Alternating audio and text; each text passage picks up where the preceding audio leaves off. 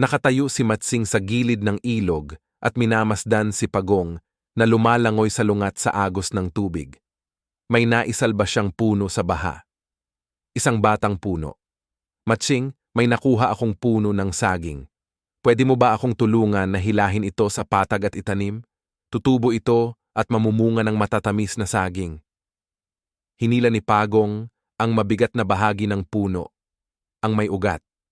Si Pagong ay hinawakan lang ang 2 dahon sa may dulo ng punong saging.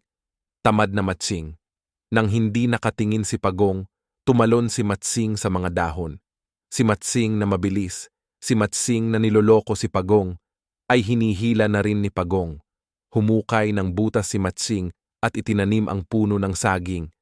Tutubo ito, Matsing. Aalagaan nating 2. Didiligan natin. Dadamuhan ang paligid nito. Paghahatian natin ang mga bunga ng saging. Hatiin ang puno, sabi ni Matsing. Tamang-tama, at umakyat si Matsing hanggang gitna, sa ilalim ng mga dahon, at sa pamamagitan kanyang malakas na mga kamay, binali ang itaas na bahagi ng puno nga saging at itinakbo ito habang humahalakhak. Itinanim ni Matsing ang kanyang kalahating puno, ang itaas na kalahati sa basang lupa. Mamumunga ito ng saging sa kalaunan sa isip ni Matsing. Inalagaan ni Pagong ng mabuti ang kalahating puno, walang dahon.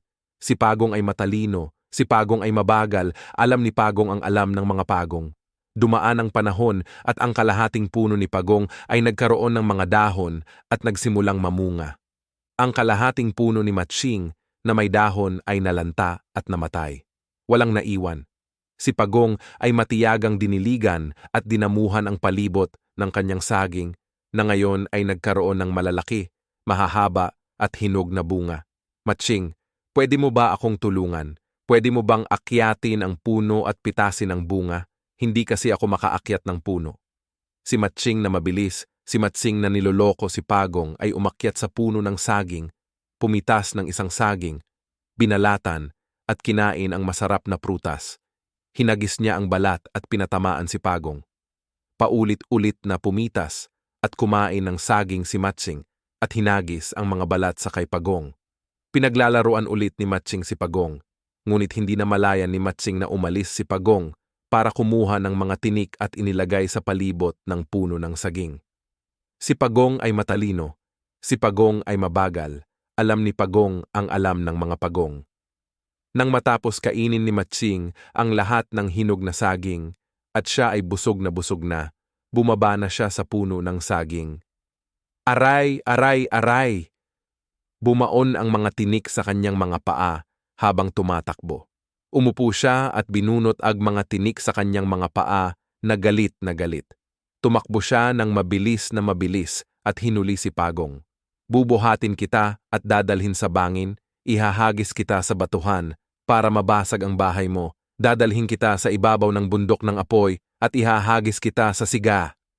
Sige, sige, sabi ni Pagong, ihagis mo ako sa apoy. Sige, ihagis mo ako sa batuhan, pero parang awa mo, huwag mo akong ihagis sa malakas na agos ng ilog.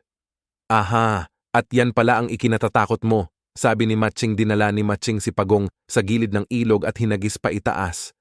Bumulusok sa ilalim ng malalim na ilog si Pagong at lumutang sa tubig. Ay Matsing, hindi mo ba alam na gustong-gusto ng mga Pagong ang lumangoy sa tubig?